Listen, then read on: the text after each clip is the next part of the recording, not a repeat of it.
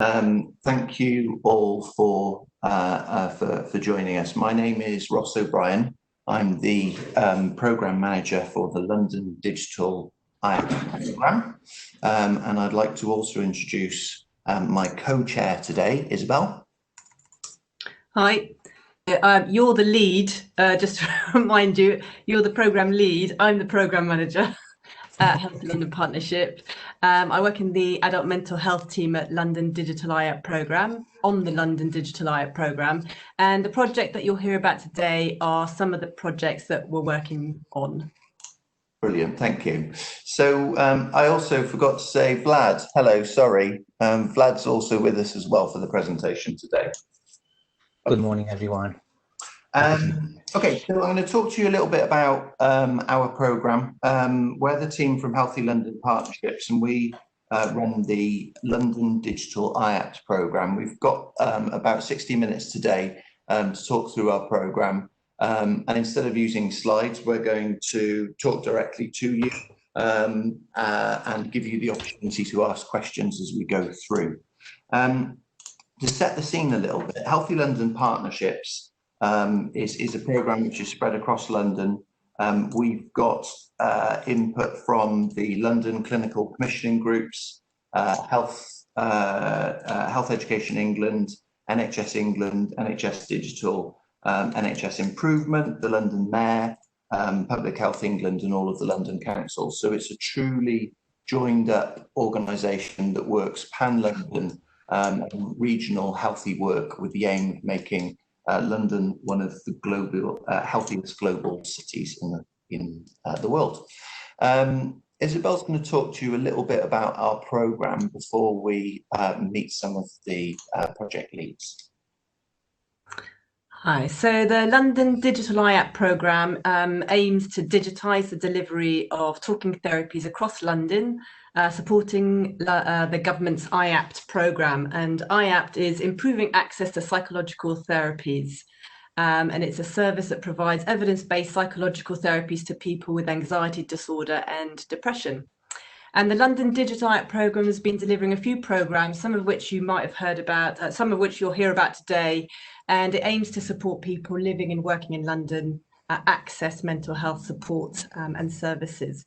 So we've been developing the first NHS online assessment for mental health and piloting it in London. And we've been working, we've worked to develop an electronic triage and also use innovative robotic process. And with COVID-19, we expanded the program. With COVID-19, we expanded the programme, and we also now offer webinars and a HealthChat platform. And today we're going to be hearing from members from the team that will give us insights into these innovative digital projects. So I'll introduce the team now. Emily, are you there? Hello, I'm here. Nice to see you all. I'm Emily Gardner. Do you want to introduce yourself and what you do? Yes, so I'm an accredited cognitive behavioural therapist, and I've been brought over to Healthy London Partnership to develop the webinars for supporting Londoners with the challenges of COVID-19. We're doing, I guess we'll talk more about that later. Great, thanks very much, Emily. Vlad, do you want to introduce yourself, please? Of course, good morning, everyone. So I'm Vlad. I work for North East London Foundation Trust, and I'm also part of the Health London Partnership and Digital IAPT. And I am a psychological wellbeing practitioner and psychologist, and I'm also a quality improvement mentor.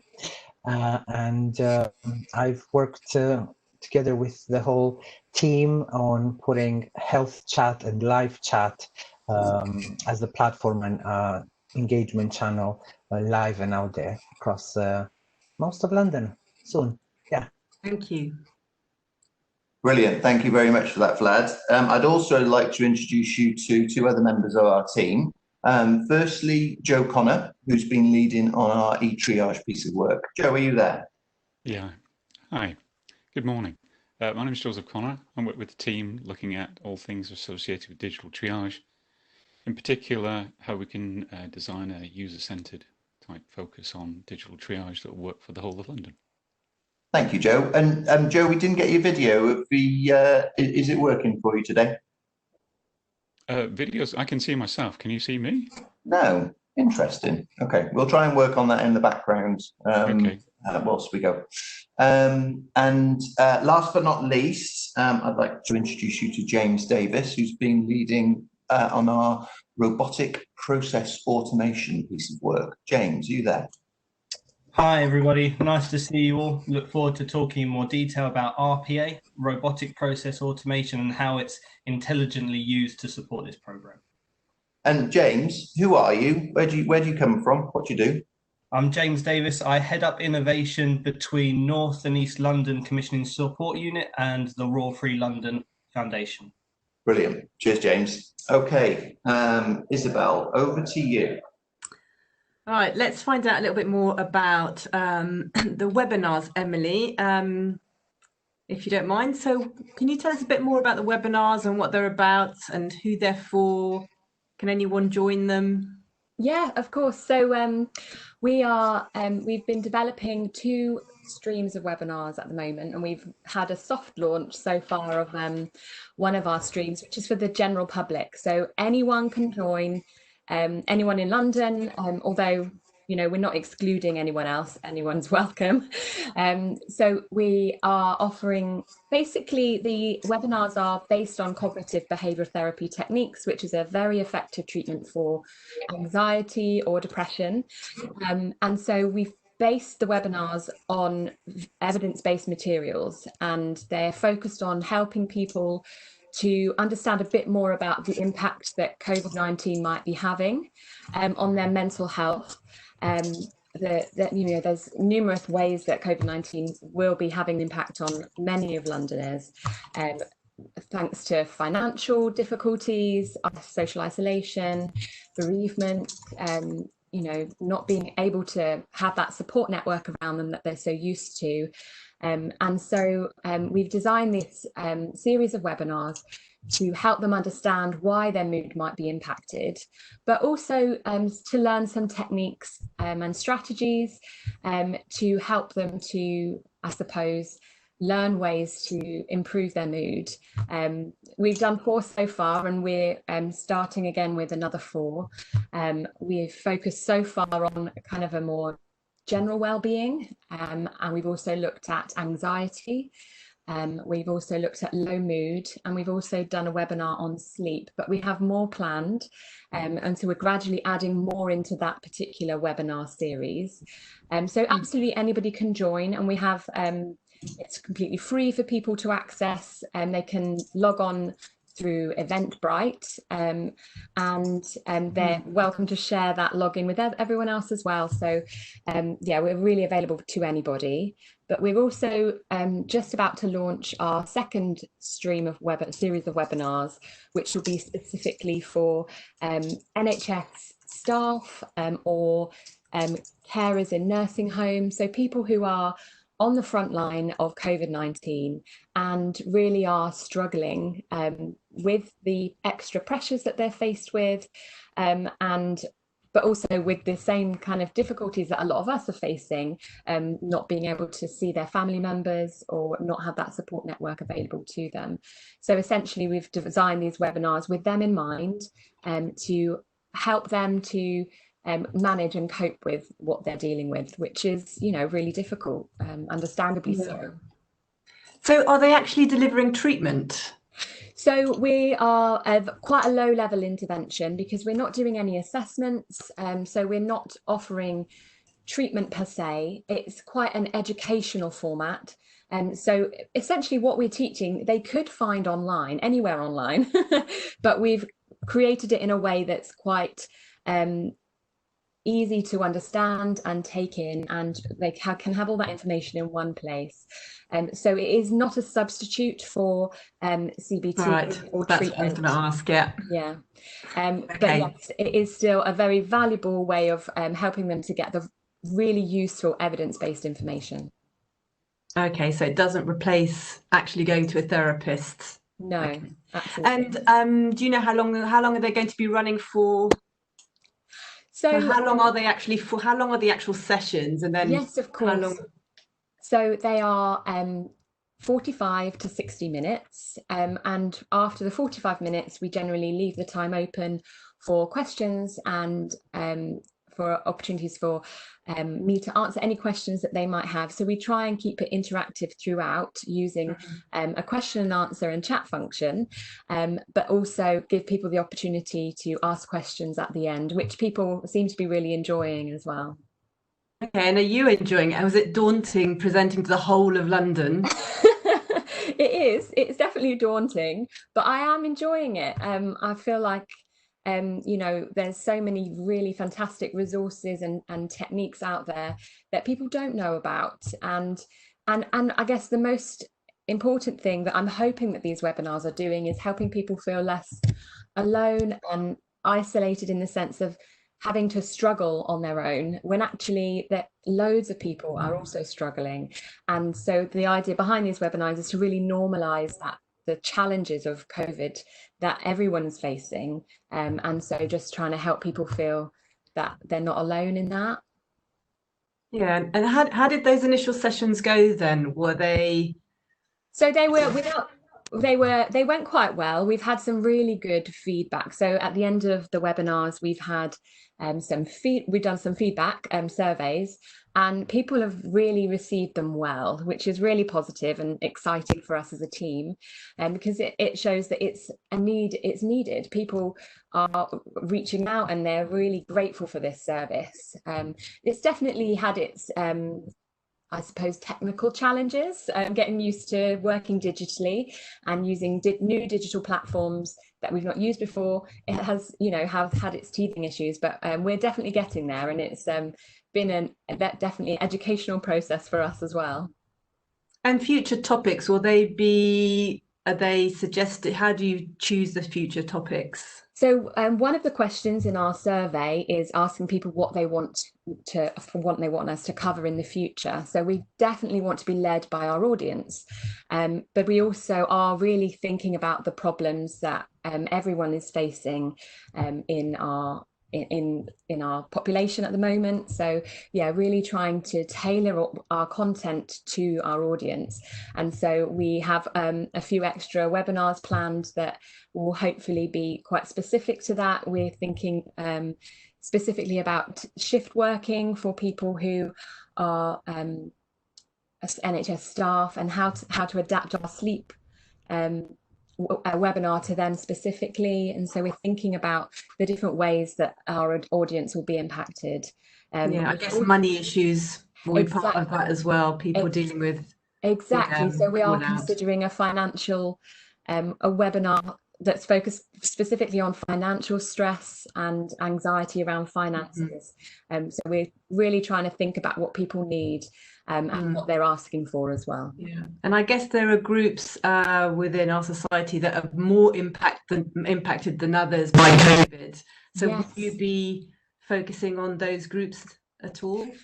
So we are planning, we haven't finalised all the details yet, but we are hopefully planning on designing a webinar specifically for the BAME community, and targeting, you know, different cultures within London, so that we can make sure that we are reaching all of our populations and everyone that would be interested in receiving mental health support. Okay, that's great. And have you worked with anyone to amplify the message? How do people know about the webinars? How can they find out about it? So we have a communications team who are involved in getting the message out there. So we are using social media. We've also been tweeted by the Mayor of London. So we're definitely trying to get our message out there, but we still need the message to get further and further. So we're also working on that. But yeah, we have a whole team that's working on that message and sharing it with all of our partners as well. That's fantastic. Thank you so much, Emily. That's really good to hear about. Okay, so shall we move on to our HealthChat platform? Vlad, are you there? Of course, I'm here. Thank you. Yep, brilliant. Okay, good. Can you talk us a bit more about the HealthChat platform, what it is, and why do we need it now? Of course. So HealthChat is an engagement channel. Yeah, it's used online. Anyone can come across and come to our website and speak with a mental health clinician. Originally, we launched this in response to COVID in terms of emotional well-being support for our frontline staff in Nelft and the strategic partnership patch towards East of London. So East of HealthChat is available on your mobile. It's available. We can also engage you on Facebook chat, on WhatsApp, on everything that our users are out there.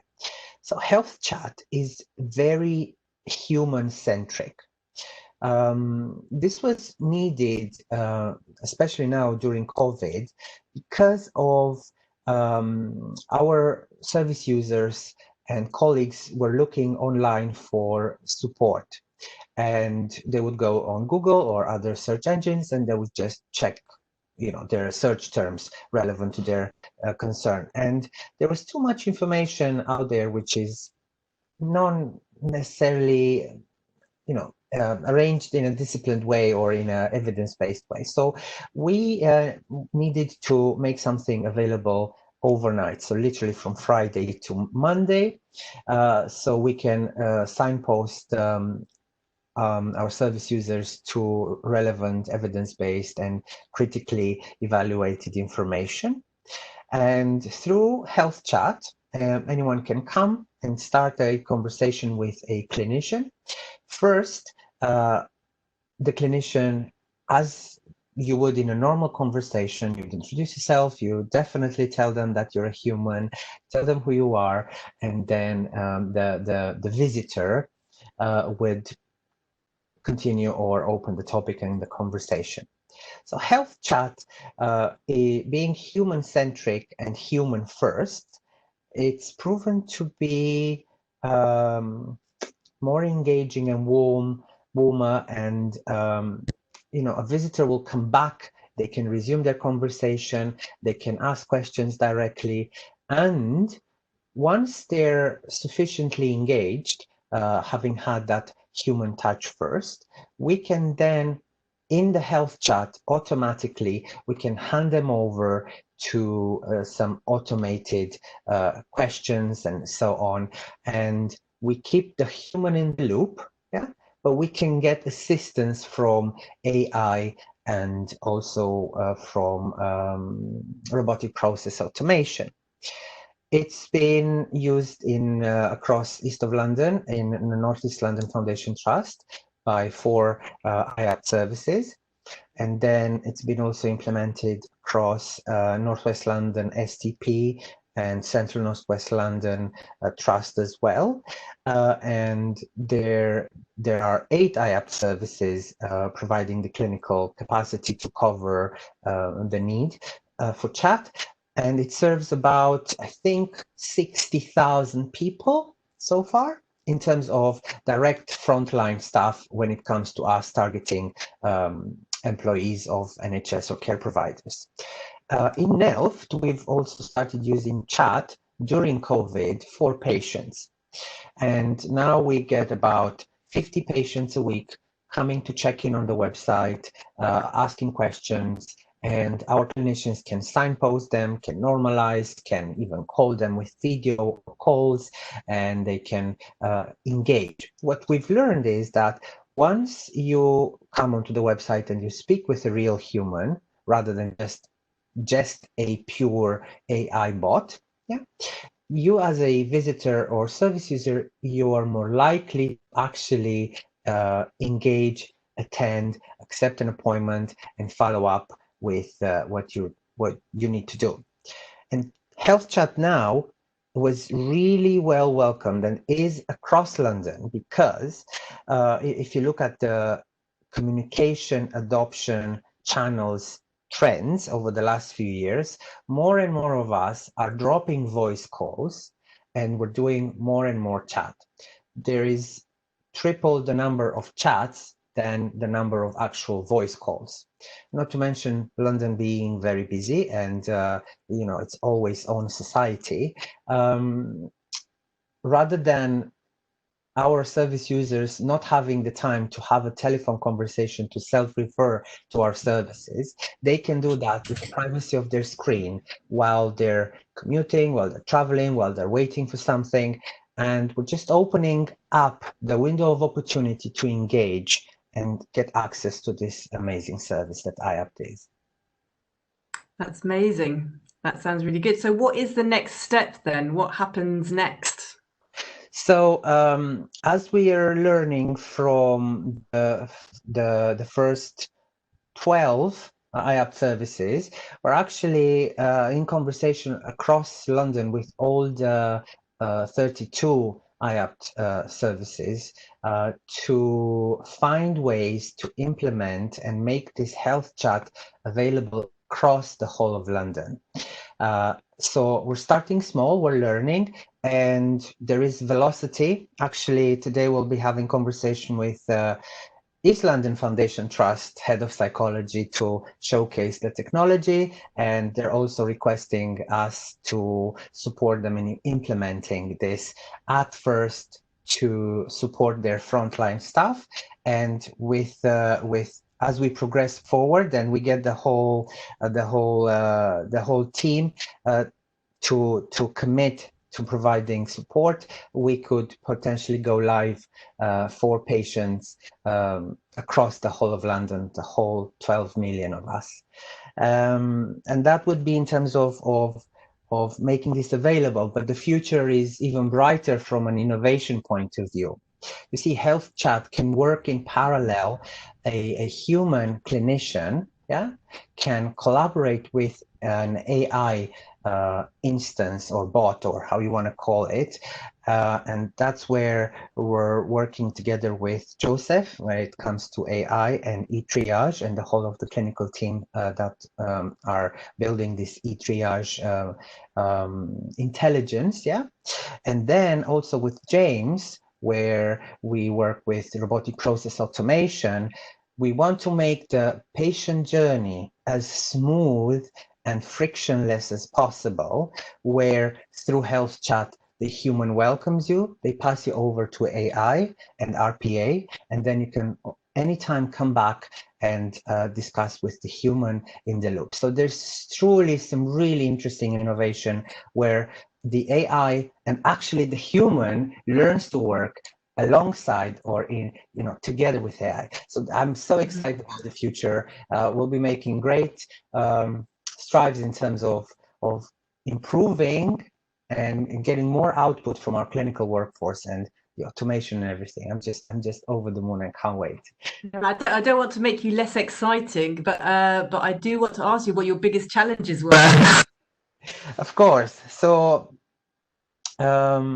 you see, there's a lot of, especially with COVID, some people go into panic mode, into freeze, some people go into running away, and some people go into fighting with it. So what I like about crisis in general is that it can give people a common cause. And the challenge was, oh my God, what are we going to do? What are we going to do? And you mean at a system level? Yes, yes. And we said, actually, this is an opportunity. Everyone is in lockdown, but they still need to communicate. Yeah. Being locked down, you sometimes share a flat with 4 people. Yeah. And you don't have that privacy to actually take a phone call and talk about your emotional well-being or struggles. And we needed to do something different. So we went ahead with chat. Some people were apprehensive because communicating mental health as a topic or content through chat, it makes it very real, especially for clinicians. And there is a lot of, in working in mental health and emotional well-being, you get content that is highly charged psychologically, and if we do this as clinicians, let's say I see 6-7 patients a day in my clinic face to face, and I have my hands on them, I can deal with anything. I can read the body language. I can cope, and it's something that I already know. But having to do live chat, emotional well-being support, sometimes is anxiety provoking even for clinicians. So the challenge was to get the clinicians to embrace this new way of working, in the sense that they're very well clinically well trained, and they're tech savvy. Everyone knows how to use their devices and technology and so forth. But adapting your way of working from face to face, or from telephone or video to live chat, where you could see, black and white, the word "I want to kill myself," for instance, it will bring up a lot of responsibility into a clinician's mind. And it was use of supervision and training in terms of being able us to hold that level of uncertainty. But once we can see the numbers, and we can see the feedback coming from patients and service users and visitors, actually it gives courage to the clinicians, because actually we are there and helping some of these people who otherwise wouldn't have had a chance to engage or to benefit from us. Actually, I wanted to ask you, because I know the national team have got quite a few solutions as well that they're rolling out. So what's the difference between what the HealthChat is offering and what's being offered by the national NHS England and improvement? So across the country, we have the traditional already embedded into the offering, if you think about. So IAPT as a mental health provider in the step care model is embedded with the GPs and is embedded with the secondary care mental health services. And traditionally we work, pen and paper, and then we adopted email, we dropped fax, and we're slowly getting there when it comes to agility. Well, the system works because we are different providers and we all use different platforms in terms of recording data and all that. Things can be sluggish, and that's inherent. So it's much more responsive then. Yes. When with HealthChat, we can have it, for instance, across London. The vision is you can have all the 32 services providing IAPT services can be linked into one big HealthChat platform. And let's say you live in Bromley, and you come online, you can get help instantly, because the clinical workforce becomes agile and fluid, so we can move wherever it's needed. When nationally, we are siloed in contracts, we're siloed in commissioning boundaries, we're siloed in geography boundaries, and this sometimes becomes a barrier to getting the help that we need. So with HealthChat as a let's call it a common ground, where it sounds small, HealthChat, but behind the HealthChat, you could have 600 clinicians waiting for someone to chat with them. It sounds expensive, Vlad. Is it expensive? Yeah, it sounds expensive when you think about the numbers, but what we are doing, we already have the workforce, and we already have the system-wise, we have the clinical supervision, the clinical governance, we have the clinical workforce sitting. And the platform itself, is that expensive? There's different solutions. This platform that we're currently experimenting with is affordable. It's used by a lot of companies. It's been around for 10 years, and the financial effort is not it's doable. Honestly, I can put my credit card and I'll pay for it. It's doable. We're also Because talking thousands of pounds. It's not thousands of pounds.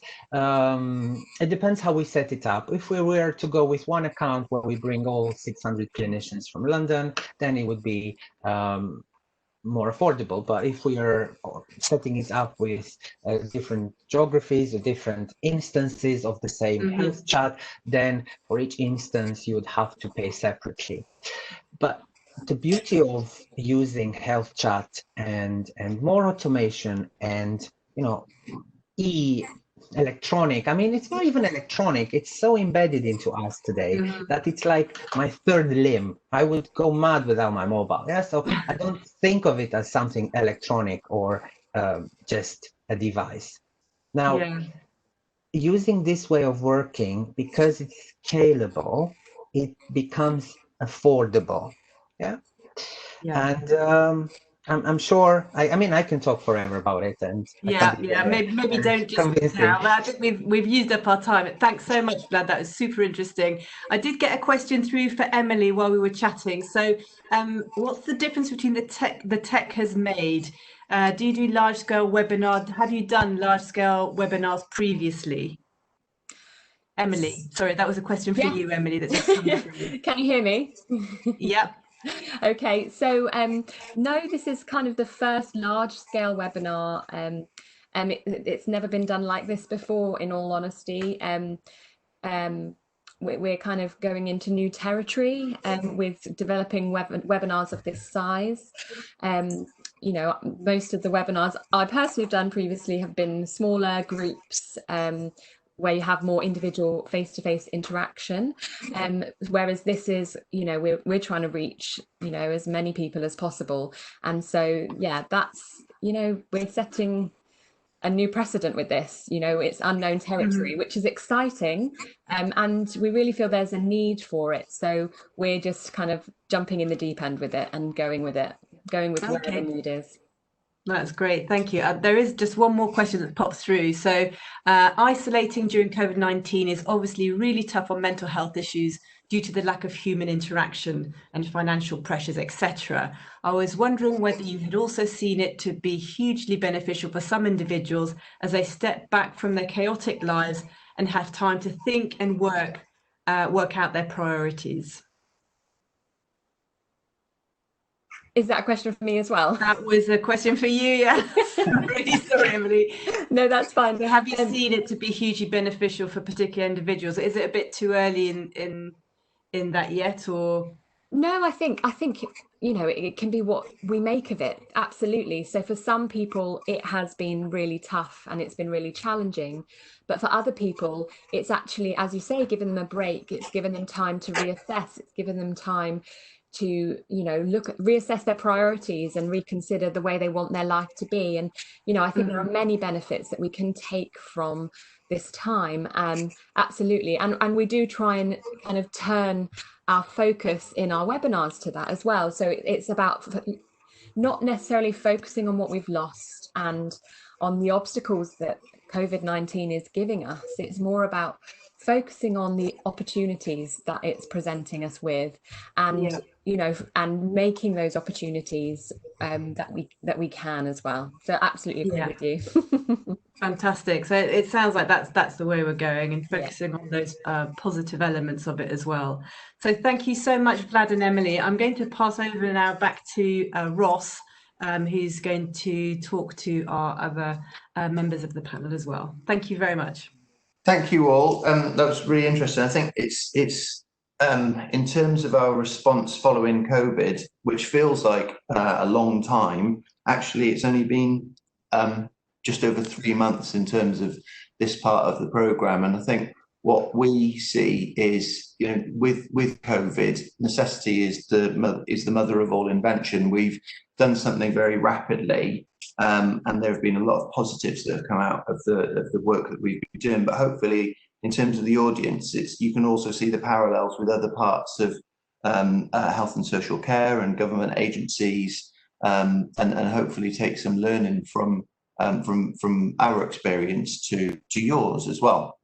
So what I'm going to do now is focus on two of the other parts of our programme that we had been engaging with previous to COVID. The first is our electronic triage and assessment programme. I'm going to introduce you to Joe Connor. Joe, tell us about yourself. Myself, or tell you about triage? Well, tell us about yourself as well. Okay. So I joined the team primarily initially to look at whether we could actually optimize the way in which we deliver triage, include some machine learning, etc. And given the audience is multi-agency, it might be useful to share some of the insights that we had and why we did what we did. So the original user case from this was if you are a person in London and you start to exhibit some degree of poor mental health, their options for you were many and somewhat confusing. There are 33 London boroughs, and there are 33 different ways of engaging IAPT services. And not I think it was Ross and Nadia and a whole bunch of other people did some analysis on what could or shouldn't be done to try and optimize that. The problem scape was quite clear. We've got a range of clinicians who need to engage users.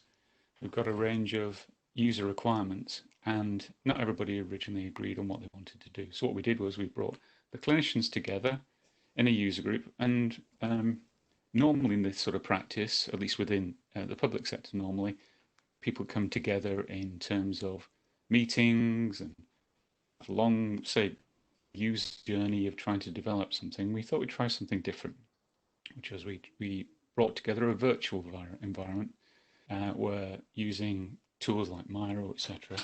We did live events once a week, and we decided to do what a lot of people thought was impossible, which was trying to optimize 33 forms into one form for London. And why is that important? Well, historically, you got asked quite a lot of questions that weren't necessarily important for you to be triaged. So we have a two-staged process, one of which is to triage to the service, and the other one's triage to treat. Ideally, you don't really want to ask the triage to treat up front, and historically that had been the case. So you were asked some quite important questions about understanding whether if I was a clinician, were able to treat you, without actually knowing whether you're the right person or I'm the right person for you to speak to. So given that 50% of people who approach IAPT are turned away because they're not appropriate for the service, because it's a low-level mental health service, it's a good idea, we all agreed, to try and hone the questions down to see if we can ask less invasive questions to understand whether they're appropriate for the service. I didn't do that. All I did was bring groups of people together. So there's a lovely lady by the name of Ruth Dennis, part of the clinical team. She managed the whole expectation of a group of clinical people to say, okay, this is our custom and practice. We're going to remotely via an online board. Let's brainstorm week in, week out. The objective to produce something that fit within a standard, because we have a standard way of preparing things in the NHS related to risk assessment, etc. And they did all that. They did it wonderfully. It was an absolute joy to be part of. And we got to the point where we've got a set of 2 forms which can be deployed across the whole of London, base to get that to happen. So I think the learning that I think is worth sharing with you is don't bring yourselves, even if it was possible in days of COVID, don't bring yourselves into a room and brainstorm week in, week out. It is possible to take 30 minutes out of somebody's time in a week, bring them into this sort of environment, brainstorm on the screen, identify where you should be going, agree where you're going to be going, agree what you're going to do next, and then get back to your daily lives. Now, it has been joyous to watch that process and to get to the point where we have a specification. We also tested that out in the real world with real people. Are real people prepared to answer the questions that they were being faced with? we thought it was really important that that actually happened, because there's no point putting up a form to triage people into a service if it makes people feel uncomfortable, if it makes people feel ill, or they're not prepared to, they're not prepared to share it. So there was a sense checking process whereby clinicians thought of a process that we need to go through. It was put to the users, and the users, some cases went, don't understand, or I'm not answering that, or whatever. And this is sort of really important, because it brought the reality back to the situation, which is we're trying to help people, and we need them to share with us in a manner that they feel comfortable with, and that we can process that information. Now, this was in a world pre-COVID. In the world pre-COVID, everything was not digital. And it's been, again, joyous to watch the fact that we're being allowed in this world to do things that we could only talk about back in August of last year, which is to be able to deliver things through live web video, to engage lots and lots of people. Emily's been quite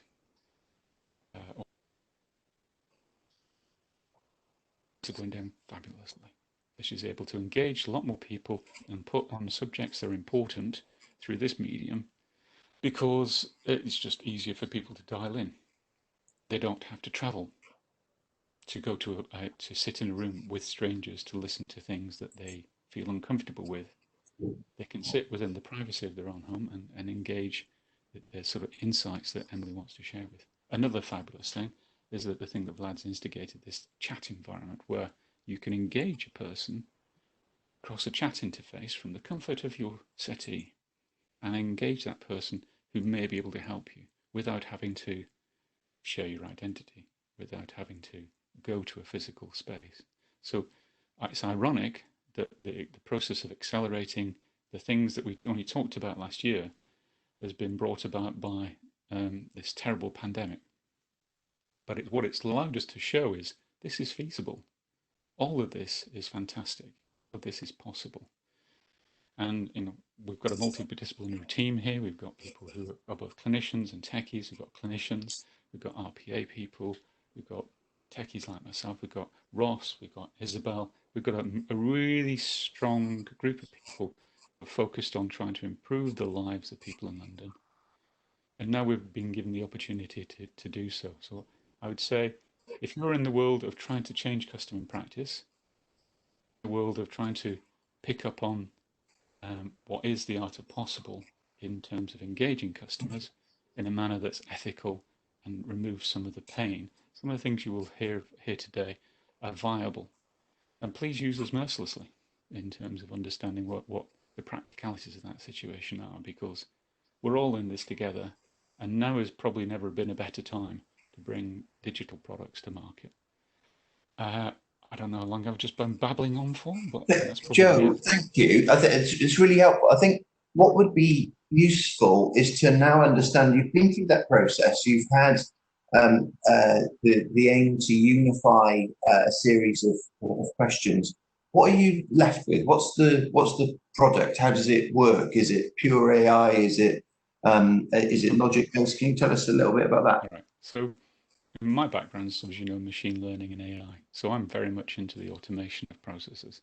But we sit within a world of a thing called MHRA, which requires us to have clearance and clarity on what automation technologies we use, and are they explainable, and do they have license to be delivered? Our original expectation was that we would be able to remove some of the pain for clinicians by using machine learning and AI, let's say, on the language that people used to understand maybe suicidal ideation and speech. But in the current environment, it just doesn't appear to be possible. So the limitation was that we couldn't apply machine learning and AI at that time because of legislation. I think people are beginning to realize that in a world where engaging people digitally is more important, that may reduce. So the ability to use machine learning, etc., is going to be easier. Where we're at the moment is we have two forms. These two forms need to be put onto a system that gathers personally identifiable information and shares it with clinicians So it allows clinicians to decide whether the person they're speaking to is the right person for them and that they can help them or not, and then they can treat them or not. So we're at the stage now where we have two forms and we need to deploy them on historical systems or another system. So we're in the process of negotiating with suppliers to say, look, I know you've had a very good business deploying 33 different forms across London, but we want one form now. So you can imagine if you were a supplier in that environment, you would feel somewhat challenged. So we're at that position now of saying, this is what we need. This is what's morally right to be delivered. This is your business model. Are you able to work with us? Because we need to go in that direction. You're over here. So it's a negotiation process. It's a process of bringing the supply development process along with. If we can do that, that would be fantastic, because we don't want to interrupt existing customer practice, because that's pain not just for the supplier, but for the clinicians who are also using it. But I think our suppliers recognise that we're not going to walk away from this. It is not right to have 33 different forms in London. So we will work with suppliers, and if suppliers won't work with us, or if we can't get round the difficulty that sometimes suppliers have working with each other, we'll put things in place like RPA and alternatives to get that to happen. So we're at the stage of, actually, if I think about it, waiting to deliver that vision. And we're all quite anxious that it happen. But it's no different from any other change. You need to bring the people along with you. And in this particular case, important players are the suppliers. Brilliant. Thank you very much, Joe. That's really helpful and really insightful. I'm going to ask our last speaker today, James Davis, to tell us a little bit about his work in robotic process automation, or RPA. James, it sounds incredibly fancy. What exactly is RPA? Thanks, mate. I appreciate that. It makes me feel really good about myself to be associated with something that's quite fancy. I don't get that often, so it's nice to get a compliment every now and again. Thanks for that. That's all right, James. Tell us all about it. I suppose maybe it sounds fancy from the outside looking in, but it's I would say it can be really exciting and quite interesting, and has quite a lot of depth. A colleague of mine coins the phrase that it's easy to do badly, but quite challenging to do well. So RPA, so that's robotic process automation. That does not mean that there's little like robots bouncing around and they're clicking on buttons and stuff. It's essentially a virtual workforce that are really augmenting what a human operator would do, following a clearly defined set of business processes to a desired outcome. So can you give us a few examples? Yeah, sure. So for instance, within this program, what we're using the virtual workforce to do is to help work hand in glove with the clinician, just like Vlad said earlier, and it'd be a real enabling tool to make sure that the right data and the right information is surfaced at the right place at the right time. Whereas previously that might have had to have been undertaken by a manual worker, logging into one platform, getting a load of information, then manually having to input it into another platform. Who wants to do that? That is not a fulfilling piece of work.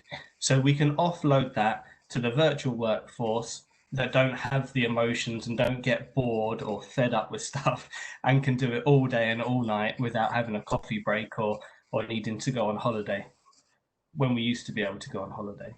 Yeah, when we used to be able to be allowed out. So tell us a little bit about how you're planning to use RPA with us in Healthy London Partnerships and with the Digital IAPT programme. So again, going back to what Vlad said about making people's journey into the system as effortless as possible. You know what it's like if you phone up a helpline, or if you enter a chat thing online at the moment to check your broadband or your electricity bills, your time until you get fed up with it is infinite. It's so tiny. Mm-hmm. So you need to make it as easy as possible for people to access, but also as conversational as possible. If they then have to wait for a clinician to look a whole bunch of stuff up, or they're waiting for days until they get a triage appointment for a phone call or something, you could lose that person from the service that really was reaching out for somebody to talk to or wanting to attend something that Emily's putting on. By using the virtual workforce, we can expedite that background process by offloading it. So by the time the clinician comes to look at that record, the data's already been pulled into one place, and they can very quickly and easily look through that summary and identify the touch points or the interventions that they may need to make in order to best serve that member of our population. Okay. And so you're working with us quite specifically on our kind of like care pathway, and helping to ensure that patients feel held and feel part of it, and therefore don't drop out along the way into the services. But I'm guessing RPA can be used in a variety of different different environments and different tasks, stuff like that. Have you got a best use case example? Is there somewhere that you just thought this is absolutely fantastic, or is it a range of different? Tell us a bit about more generically RPA and why it's beneficial. Yeah, so of course it can be put in any place that a human worker currently is. Of course, the limitations with intelligent automation is they have no arms and no hands. So you can't have something print off that then needs to be scanned in. A virtual worker will completely fail when it comes to that. Right. But where a virtual worker is really good is within like fixed parameters, fixed data sets, where you're able to say this, then that, if, do that. So really simple, logical steps that you're able to follow. Of course, we're able to help the virtual workforce self-heal and self-learn along the way. So they're not just fixed to that one tram line, as it were, but they're able to deal with multiple eventualities or things that may fall out along the way. So some of the things that we see the workforce take up is helping analytics and BI teams work with large data sets. Whether that's just getting them and putting them into one place or providing some of the analytical support. Colleagues around the country, in particular Darren Atkins, who runs a blog called somethingincredible.co.uk, it's well worth checking out, has done some great stuff with process automation and intelligent automation in clinical settings too. One of the other hats I wear is working over at the Royal Free. One of the direct impacts, of course, of COVID has been people who have been booked in for elective surgeries have been kicked down the road, to the point where we accrued about 600,000 appointments that have been kicked down the road. Now, if you're the appointment manager there and you've got 600,000 appointments to cancel and rebook for 4 months' time, that is going to be a miserable task. So what we've been able to do is teach the virtual workers how to identify each case, to cancel it, rebook it, just like a human operator would, and take that pain away from the human workforce. Not to take their jobs away from them, but to give them something that enables them to be much more emotionally engaged with what they're doing. There's plenty that a virtual workforce can't achieve that relies on human interaction and human emotions and things that you just can't get from a machine at the moment. Yeah, it's one of the criticisms that you do hear of RPA. How do you kind of counter that the robots are going to take over our jobs? What do you say to people? Similar to how Vlad mentioned things earlier, view the virtual workforce as a supporting aid and an enabler. I mean, organizations take different approaches to this, right? So you'll have organization A, which may say, we want to automate and virtualize everything, and we're doing it to cut jobs and save money and blah, blah, blah. They're going to get zero engagement from staff, going to really struggle to identify processes because they haven't brought anybody on the journey, and ultimately it will fail. However, other organisations such as East Suffolk and North East Essex Foundation Trust, they've used the time matters strategy, where they identify that every member of staff's time matters. even if it's just a single minute that they're able to give back to that member of staff to do something else that's of more value. So that gives time back to the trust that they can then deploy in other areas. Yeah, that's a really nice idea, to be honest. It's true, isn't it? If the focus is around how can we let people go, you're really not going to get the buy-in. But if you can see the power of RPA and how it can help make people's lives more interesting in their work life, then that's really positive. And just before we wrap up with you, James, I believe you mentioned Darren Atkins. There's a piece of work that you've been doing with him around joining up different organisations with RPA. Do you want to tell us a little bit about that? Yeah, sure, I'd love to. So there's a platform that Darren is by far the leading light when it comes to this. Number of our NHS organisations nationally have all opted to use the same platform in Blue Prism Cloud. And what that enables us to do is to share the hard work that fellow NHS staff has put in to building process automations. That's shared free of charge to any other NHS organisation across the digital exchange, which is hosted by Blue Prism. So that means whilst I may be working on a HR or finance automation, Darren might be working on how to drive more efficiencies in his outpatient clinics, and we can swap those scripts because we're on the same platform speaking the same language. An issue that is inherently poorly handled in the NHS, where one platform doesn't talk to the other because there are different software versions or different languages, all that goes away because we're all working together as a team. Brilliant. That sounds like a great initiative. Thank you, James. Okay, well, that's our hour today talking about the London Digital IAPT programme. I'd just like to say thank you to my co-chair, Isabel, and also James, Joe, Vlad and Emily for our time today. Hope you found it informative, and we will see you again. Thanks all.